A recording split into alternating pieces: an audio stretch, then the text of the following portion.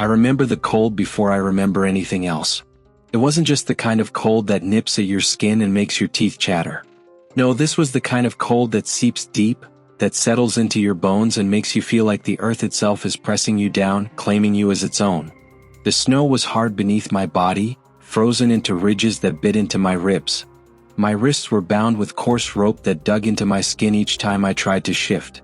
My breath came out in ragged clouds, scattering into the darkness above.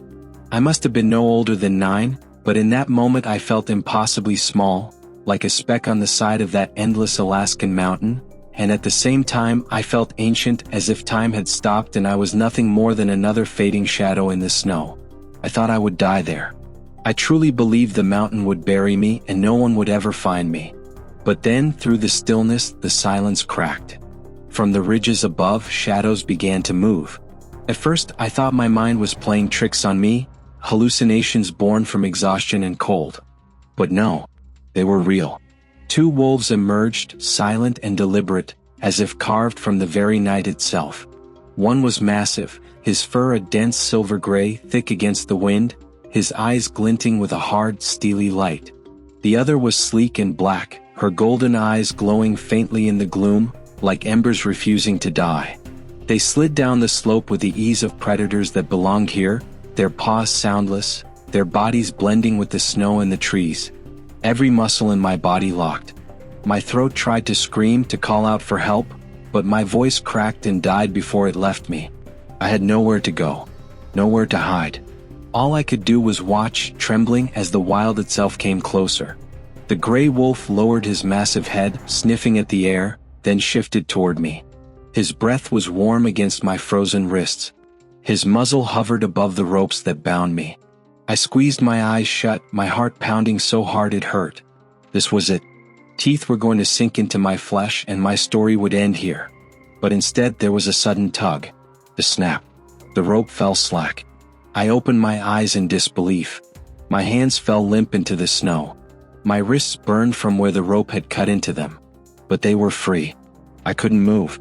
I couldn't even breathe. I couldn't believe it. The wolf had freed me. The black wolf stepped closer, her breath warm against my frozen cheek.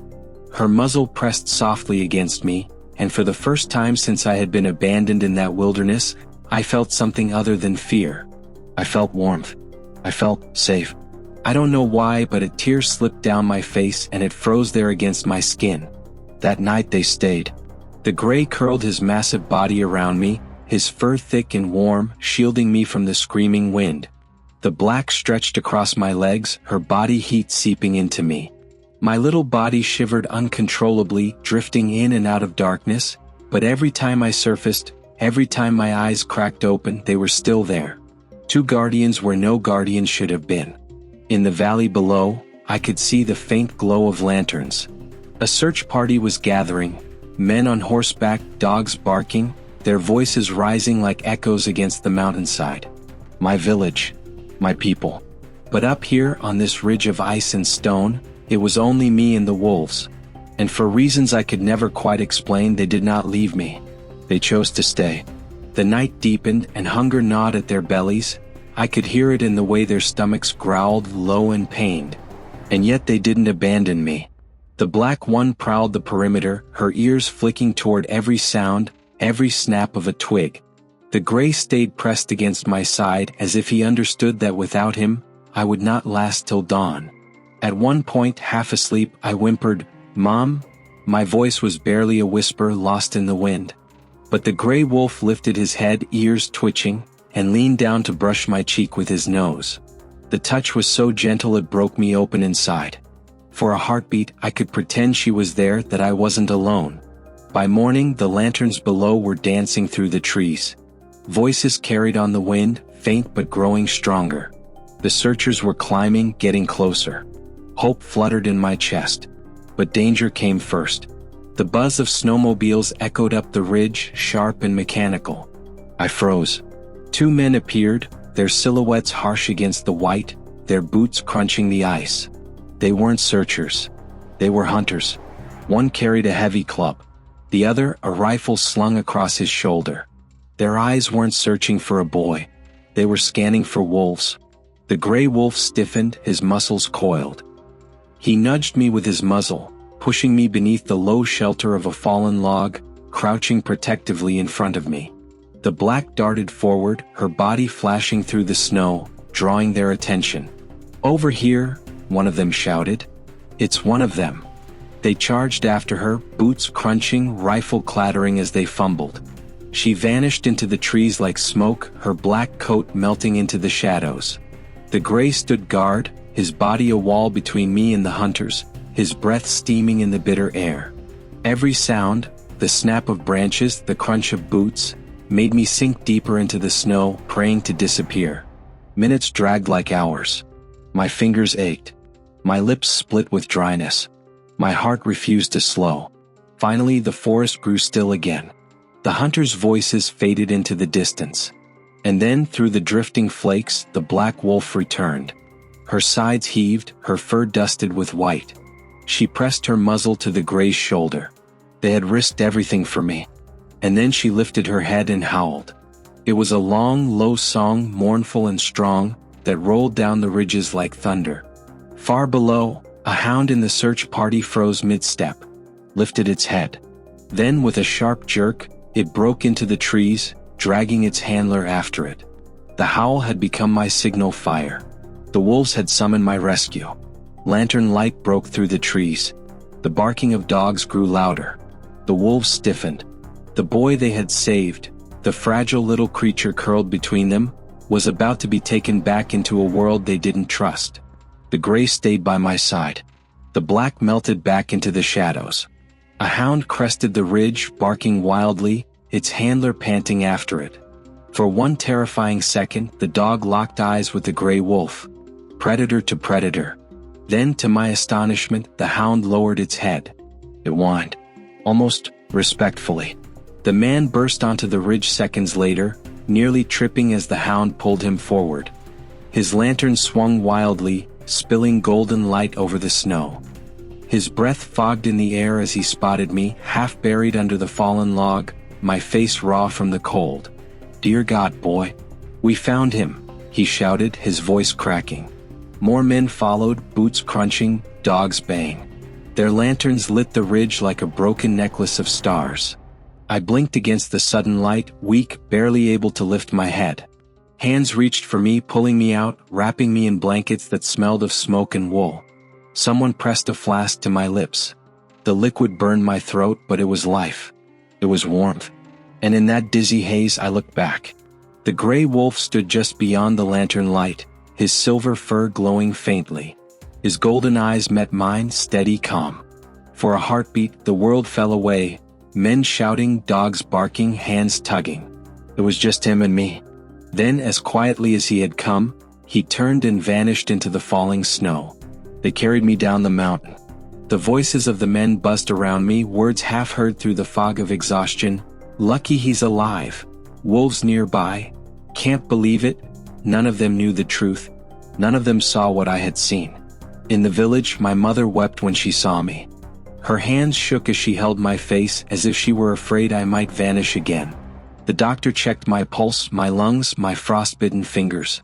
They wrapped me in furs, fed me broth so hot it scalded my tongue.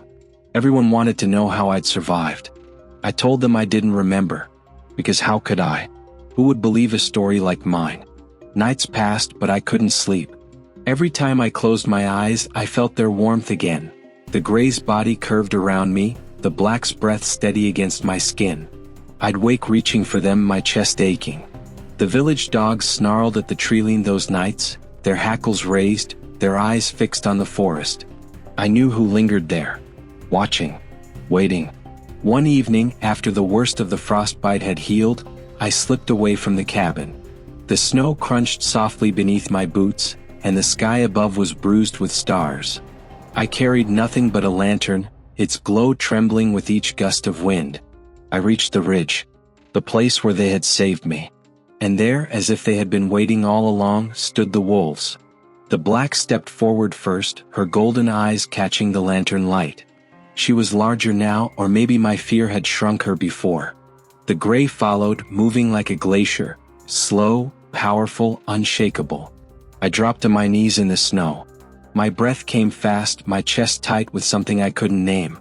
"Thank you," I whispered. My voice cracked. My throat closed around the words.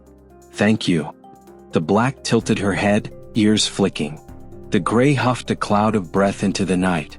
For a long moment we just stared at each other. Boy and wolves. Bound by something no one else would ever understand. Then the black padded closer. Her nose brushed the back of my hand. The touch sent a shiver through me, fear, awe, something more. The gray stayed back, watchful, protective, as if measuring me. But he didn't stop her. He didn't pull her away. That was the first night I went to them. It wouldn't be the last. Weeks turned into months and the village moved on. They believed the hunter's story, that I'd been lucky, that maybe the wolves hadn't seen me, that God himself must have shielded me. But I knew better. I carried the truth in my chest like a second heartbeat. I visited the ridge often. Sometimes they came. Sometimes they didn't. But when they did, the world changed. The forest didn't feel hostile. The snow didn't feel cruel. With them I was not prey. I was something else. Something chosen. The black wolf taught me first. She showed me how to listen. To stand still until the wind itself spoke, carrying scents of elk, hare, and fox. She taught me that silence was not emptiness, it was information. And if I listened closely enough, the world revealed its secrets. The gray taught differently. He was strength. He showed me patience. How to wait, crouched low, until the perfect moment arrived. He taught me that power wasn't about force, it was about control. About knowing when to strike and when to stay still. With them I felt alive. I felt strong. But the world beyond the ridge didn't understand. One night, the hunters returned. I was gathering wood near the treeline when I heard their voices. Rough, angry, sharp with drink. I froze, clutching the bundle to my chest. "Damn things are back," one growled. "Saw tracks near the creek. We should have finished the job last winter," another spat. "Can't let him breed. Next thing you know, the valley'll be crawling with them." Their words burned in my chest. My wolves. My guardians. They weren't pests. They weren't monsters. But the men didn't see what I saw. They never would. I ran to the ridge that night, heart pounding, praying the wolves were gone. But they weren't. They stood waiting as if they knew. The black lifted her head as I stumbled into the clearing, breathless, desperate. "They're coming for you," I choked out. "You have to leave. Please." The gray's ears flicked. His eyes glowed faintly in the dark. The black brushed her muzzle against my shoulder, steady, calm. They didn't move. They didn't run. And for the first time I realized, they weren't just protecting me. They were teaching me how to protect them. The hunters came with rifles the next morning. Their dogs barked, their boots crunched through the snow. I heard them before I saw them, and by then it was too late to run. The wolves were there, watching from the ridge. I stood between them and the hunters, my arms spread wide. "Boy, get out of the way," one man shouted. His rifle gleamed in the morning light. "Those things will tear you apart." "They saved me," I screamed. My voice cracked, raw and desperate. "You don't understand, they saved me." The men hesitated. Just for a moment. Confusion flickered in their eyes. The black stepped forward, her golden gaze steady. The gray loomed behind her, massive, unflinching. "Please," I begged, tears stinging my face. "Don't hurt them." The world held its breath. Then, from somewhere in the distance, another howl rose. Long, low, defiant. Not just one wolf, many. The forest came alive with their voices, echoing through the valley. The hunters paled, shifting nervously. The dogs whined, tails tucking. The men lowered their rifles. Not out of mercy but out of fear. And when they finally left, cursing under their breath, I turned back to the wolves. My wolves. They hadn't moved. They hadn't needed to. And in that silence, I understood something that would stay with me forever. They didn't need me to protect them. But they had given me the courage to try. The winter after that was harsher than any before. The snow came early, burying the valley under a white silence that seemed endless.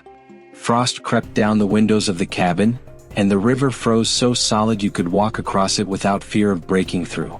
The village whispered of shortages, of hunters returning empty-handed, of traps lying bare.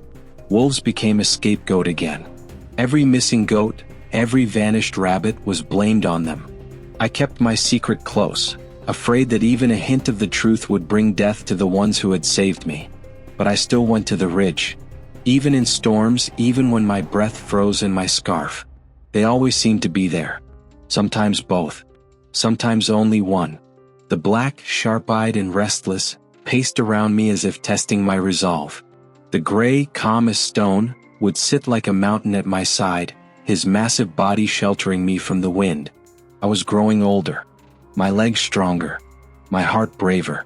Yet with every step I took toward them, I felt the gap widening between the boy I had been and the young man I was becoming. One night I dreamed of fire. The cabin was in flames. The sky was red.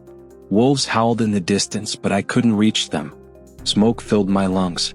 My mother's voice screamed my name, but when I turned, all I saw was the black wolf's golden eyes through the smoke. Then the gray's howl thundered like a storm, and I woke with my body drenched in sweat. Dream or warning, I couldn't tell, but I carried it with me like a brand. By the second month of winter, hunger gnawed at the village. Men sharpened their knives, women rationed bread, children cried in the night. When a villager spotted wolf tracks near the goat pens, the decision was made without hesitation. "They're taking food from our mouths," one hunter snarled. "They've grown bold," another added. "It's them or us." Plans were made. Rifles cleaned. Snares set. My chest clenched with every word. I wanted to scream at them, to beg them to stop, but what could I say? That the wolves had saved me? That they weren't killers? No one would believe it. That night I snuck away again. I found them on the ridge, just as the storm clouds parted and the moon broke free. The black prowled restlessly, ears flicking at every sound. The gray sat tall, unblinking, his breath steaming in the cold. "They're coming for you," I whispered, my throat thick. "They'll kill you if you stay near the village. You have to leave." The black padded closer, her nose brushing my sleeve. The gray's golden eyes glowed faintly, but he didn't move. "You don't understand." My voice cracked. Tears burned my eyes. "They're desperate. They'll do anything. Please." The black wolf huffed softly, almost like a sigh, and stepped back to her brother's side. The gray tilted his head, watching me as though he saw something in me I didn't yet understand. And then he howled. Low, resonant, vibrating through my bones. The sound rolled across the mountains, carrying a message I couldn't translate. Other voices answered, distant, scattered, but strong. They weren't leaving. They were gathering. The hunters struck 2 nights later. Lanterns bobbed like fireflies in the darkness as they trudged into the woods. Their rifles gleamed. Their dogs barked, straining at leashes. I followed in silence, my breath shallow, my body trembling. The men found the wolves easily, too easily. The snares had done their work. 2 young wolves were caught, snarling and snapping, their legs tangled in iron jaws. The hunters raised their rifles, eager, merciless. "Stop!" I screamed, bursting from the trees. The men froze. Their eyes widened. "Boy? What the hell are you doing here?" I threw myself between the rifles and the trapped wolves. My chest heaved. My hands shook, but I stood firm. "You can't kill them," I cried. "They're not monsters. They're starving killers," one man spat. "Step aside. They saved me." My voice broke, raw with desperation. "You all said it was God's miracle I lived. But it wasn't, it was them. They kept me alive." The words hung in the cold air. The hunters stared, their faces twisted with disbelief, anger, confusion. And then, before anyone could move, the gray wolf appeared. He emerged from the shadows like a storm-given flesh. Massive. Unyielding. His golden eyes burned as he stepped into the lantern light. The black padded silently beside him, her gaze fixed on the rifles. The hunters cursed, raising their weapons in panic. The dogs howled, straining against their chains. But the wolves didn't lunge. They didn't bare their teeth. They simply stood, silent, defiant. Behind them, the forest erupted with sound. Howls upon howls, dozens of voices rising into the night. A chorus of defiance that shook the valley. The hunters faltered. Their rifles trembled. The trapped wolves stilled, their eyes glowing with desperate hope. And for one long, suspended moment, the men realized what I already knew. This wasn't a pack to be hunted. This was a family. One man lowered his rifle. Then another. Their anger cracked under the weight of that sound, of those eyes, of the truth they couldn't deny. When they finally retreated, muttering curses, dragging their dogs away, I fell to my knees in the snow. My breath tore out in ragged sobs. The gray wolf approached, his massive form blotting out the lantern light. He pressed his muzzle briefly to my shoulder, solid, steady, grounding. Then, with the black at his side, he slipped back into the darkness, leaving only the echo of their howls behind. From that night forward, the ridge was no longer just a meeting place. It was a covenant. I wasn't their savior. They weren't mine. We were something more, woven together by fate, by survival, by a trust that could never be broken. But deep down, I knew something else too. The world of men and the world of wolves could not coexist forever. And one day I would have to choose. Spring finally came, but it brought no peace. The snow melted, rivers swelled, and green buds pushed through thawing soil. Yet hunger lingered, sharp as ever. Fields had been barren too long, stores were nearly empty, and mistrust festered in the village like rot. Though the hunters had walked away that night, they hadn't forgotten. Whispers followed me everywhere, whispers of madness, of betrayal. Some said I'd been touched by spirits, others that I'd been cursed. Children avoided me, mothers pulled them close when I passed. Only a few believed me, but they were too afraid to speak. The wolves became a shadow in every conversation. Some feared them, others hated them, a few respected them. But no one trusted them. Except me. I still climbed the ridge. Every week. Sometimes every day. The wolves came too. Not always, but enough. The gray would sit near me for hours, his golden eyes soft but searching. The black would circle, restless, brushing against me like a question never spoken aloud. One evening I brought meat. A thin cut of venison my mother had saved. My hands shook as I laid it on the snow. The black wolf padded forward first, cautious, ears twitching. She sniffed, then looked at me. For a heartbeat I thought she would refuse. Then she took it gently, her teeth never touching my skin. The gray didn't eat. He only watched. I began to wonder if he understood more than I ever could. Summer changed everything. The valley bloomed. Rivers shimmered with fish, meadows glowed with flowers, and the air thrummed with life. The village thrived again. Laughter returned, children played, and the market brimmed with food. But even in warmth, shadows grew. One morning, hunters returned from deep in the forest with grim faces. They spoke of strange tracks, human but wrong. Heavy, dragging, circling like predators. Livestock began vanishing again, not just goats but cattle. One farmer found blood on his fields, but no bodies. Fear spread fast. And fear needed an enemy. The wolves are behind it, they said. They're growing bold again. This time we finish it. I knew it wasn't them. I had seen the gray and the black with my own eyes. They stayed far from the pens, far from the village. They hunted deer, elk, sometimes even fish from the streams. But no livestock. No slaughter. When I tried to argue, I was silenced. No one wanted my voice. That night I went to the ridge. The black appeared first, slipping from the shadows. The gray followed, silent as the moon. I told them everything, the tracks, the killings, the blame. The gray stared into the darkness, his ears flicking. The black's tail lashed. Something passed between them, some decision I couldn't hear. The gray turned back to me. He stepped forward, so close I could feel the warmth of his breath. Then, with slow, deliberate weight, he pressed his forehead against mine. It was the first and only time. In that moment, I understood. They would protect me. But they would also protect their own. Whatever hunted in those woods, it wasn't just a threat to us. It was a threat to them. The truth came weeks later. I followed the tracks myself, deep into the forest where the trees grew thick and silence ruled. The air stank of blood and rot. My stomach churned. And then I saw it. A bear. Enormous, scarred, half-mad with hunger. Its pelt hung in clumps, ribs sharp under skin. Its eyes were wild, rimmed with foam. It had been wounded, perhaps by hunters months ago, and never healed. Now it killed anything it could catch. I froze. My heart thundered.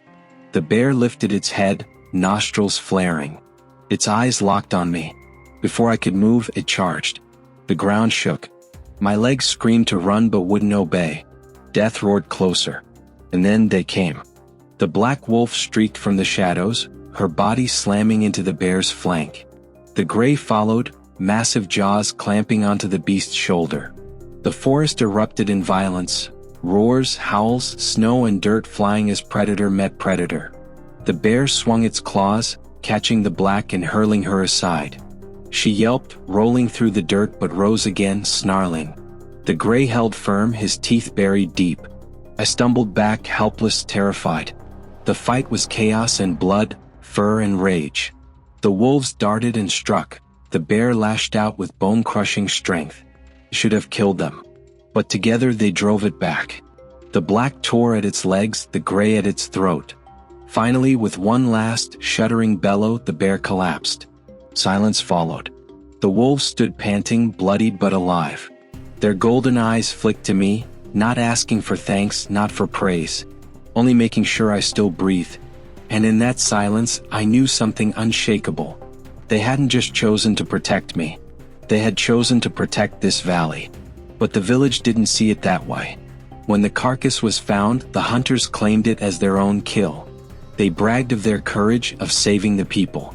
The truth never reached them. And so the wolves remained villains in their eyes. Only in mine were they saviors. Only in mine were they family. The weeks after the bear's death felt unreal.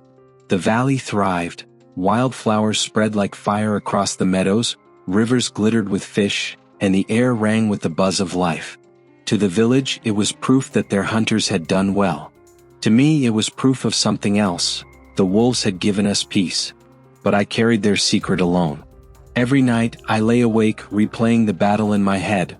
The thunder of paws, the snap of jaws, the gray's strength, the black's fury. I had seen something no villager could believe. Wolves choosing to fight for me. And I ached to tell someone. Yet I kept silent. Because if the truth came out, the hunters would march into the forest with traps and poison. And I couldn't let that happen. The bond between us deepened. I climbed the ridge almost daily. Sometimes I would sit in silence with them, watching the sun bleed across the horizon. Other times I spoke aloud, telling them everything I couldn't tell another soul. My fears, my hopes, my loneliness. The gray never answered, but his gaze was steady, grounding. The black moved restlessly, sometimes brushing against me, sometimes vanishing into the trees, only to return moments later as if to remind me she hadn't gone far. One evening, as the sky burned crimson, I whispered, "You saved me." The black's ears twitched. The gray blinked slowly. I didn't know if they understood the words, but I think they understood the meaning. Summer bled into autumn. The air cooled, the leaves turned flame red, and the first frost dusted the fields. With it came whispers again, rumors of a harsh winter, of storms like the valley hadn't seen in decades. The elders warned of famine. The hunters doubled their trips into the forest. And once again eyes turned toward the wolves. "They'll take our game," some muttered. "They'll raid our pens. This year they'll come for us." I wanted to scream, to tell them the truth, but no voice could rise above fear. Then one night, fire lit the sky.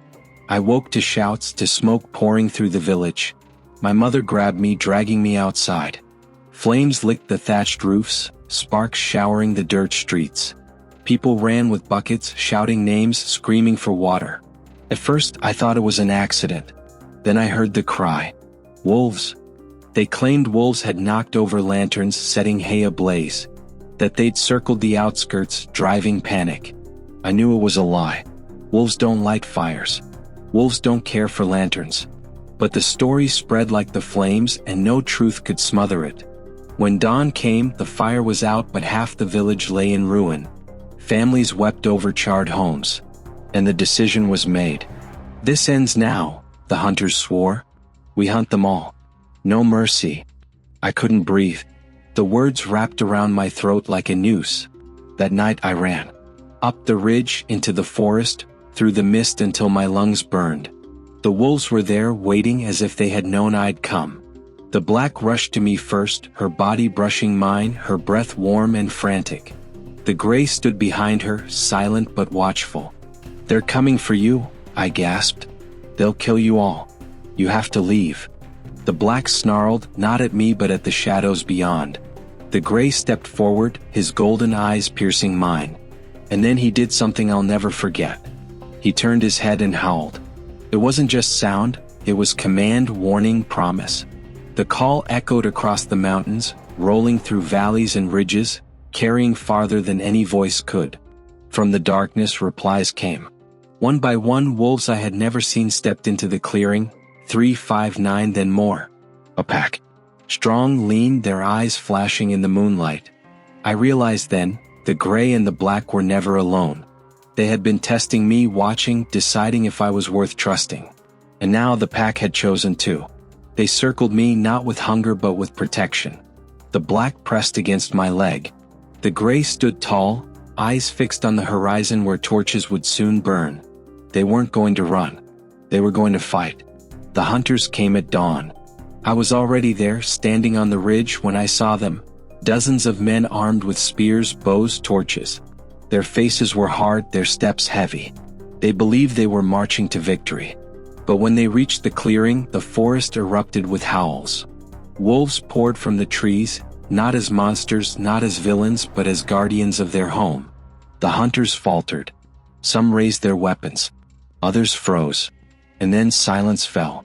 The gray stepped forward. Alone. He stood between the hunters and his pack, his head high, his eyes like molten gold. The black flanked him, her teeth bared but her gaze steady. They didn't attack. They waited. It was a standoff. One mistake, one arrow loosed, and blood would stain the earth. I stepped out then, my heart in my throat. "Stop," I shouted. "They're not your enemy." Dozens of eyes turned to me, hunters, wolves, my people, my family. My legs trembled, but my voice rose. They saved me. They saved all of us. The bear, the famine, the fire. They fought, they bled, they protected this valley when no one else could. And if you kill them, you kill the only ones who ever stood between us and true danger. Silence stretched. The hunters didn't lower their weapons. The wolves didn't break their stance. It felt like the world itself held its breath. The silence was unbearable. I could hear the crack of frost beneath boots, the hiss of someone's breath, the faint ripple of fur as the wolves shifted. Every sound felt sharper, louder, like the world was balancing on a blade.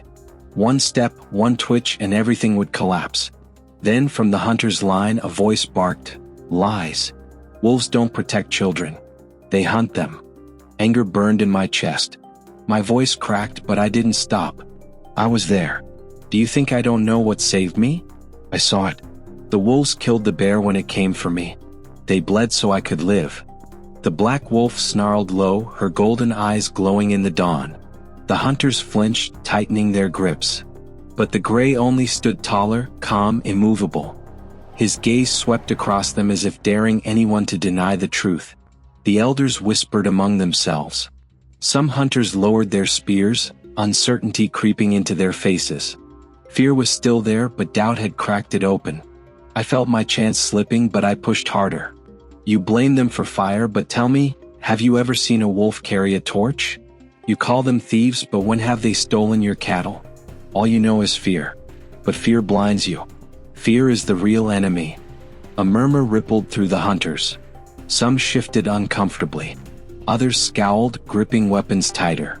And then the impossible happened. The gray stepped forward, not with bared teeth, not with violence, but with stillness. He lowered his head slowly, deliberately, until his muzzle touched the earth. Submission. Not weakness, choice. Gasps echoed. Hunters looked at each other in disbelief. The black snarled in protest, circling him, but at last she mirrored his gesture, lowering herself too. One by one, wolves in the pack followed. Dozens of golden eyes stared up at the hunters from lowered heads, the sound of their breaths steaming in the cold. Not monsters. Not demons. Living, breathing creatures offering peace. It broke something inside the hunters. I saw it in their faces, their certainty crumbling, their hatred softening into something they couldn't admit yet, shame. The eldest of the hunters finally lowered his spear. "If what you say is true, then we've been wrong. But peace never lasts." The villagers rebuilt their homes, harvested what crops remained, and prayed the winter would be merciful. For a time the wolves were left alone. Rumors turned into stories, stories into half-believed legends whispered by firelight. And I, caught between two worlds, kept climbing that ridge. Nights I sat with the gray and the black, I felt part of something greater. The pack grew used to me. Sometimes pups tumbled near my boots. Sometimes I'd wake to find the black sleeping beside me, her body curved like a shield. It was a fragile peace. Too fragile. Because hunger sharpens knives faster than fear. The winter came early. Snow fell heavy, sealing paths, starving fields. Game grew scarce. People whispered again. First in worry, then in anger, then in rage. The wolves were blamed. Always the wolves. And though the hunters had spared them once, desperation makes men cruel. The attack came not with fire this time, but with traps. I discovered it on a bitter morning, when I heard a cry that froze my blood. Not human. I sprinted through the drifts, stumbling, clawing toward the sound. And then I saw her, the black wolf caught in a steel trap. The cruel teeth of iron clamped around her leg, blood staining snow crimson.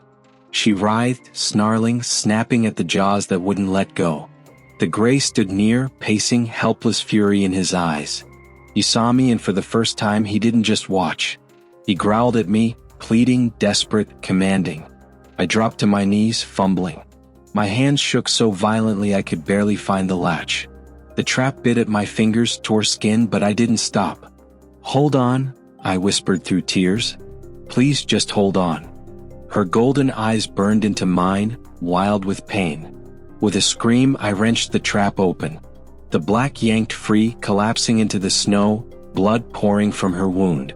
The gray pressed against her, licking the wound, his body trembling. I ripped strips from my jacket, tying them around her leg, praying it would be enough. And in that moment, I swore something with all the fire left in me. If they come for you again, they'll have to come through me first. The hunters found me hours later, my hands bloody, my coat torn. The trap lay broken in the snow. They knew. Their faces twisted with fury. "You've betrayed us," one spat. "You've chosen wolves over your own blood." I stood between them and the forest. "No. I've chosen truth over lies. Life over fear." The eldest hunter raised his spear. "Then you're no longer one of us." The words cut deeper than any blade. My own people, my family had cast me out. But when I turned, the wolves were there. The gray. The black, limping but alive. The pack ringed me in silence, their breath steaming in the dusk. And I realized I wasn't alone. Not anymore. That winter nearly destroyed us all. The valley starved. Many families left. Some didn't survive. But I endured because the wolves endured.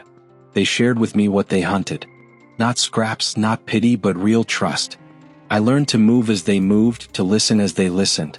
I learned that silence speaks louder than words, and that family isn't just who you're born to, but who stands with you when the world turns against you.